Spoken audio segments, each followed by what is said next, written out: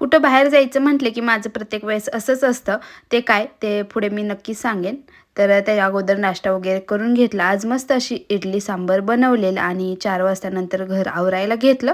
कारण दिवसभर आज सुट्टी होती त्यामुळे थोडाफार पसारा झाला होता. अगोदर किचनवरचं आवरलं आणि त्यानंतर मग खूप दिवसांनी नेल पेंटसुद्धा लावून घेतलं. छान वाटतं असं कधीतरी. त्यानंतर मग ग्रीन टीचा सुद्धा टाईम झाला होता. इव्हनिंगच्या वेळेस मी ग्रीन टी पीत असते. अन्वीला म्हटलं प्यायची का, तर ती वास बघूनच नको म्हटली. आणि कंप्लीट 1 महिना झालं मी बाहेरचं काही खाल्लं नव्हतं. तर चला म्हटलं आज खाऊया.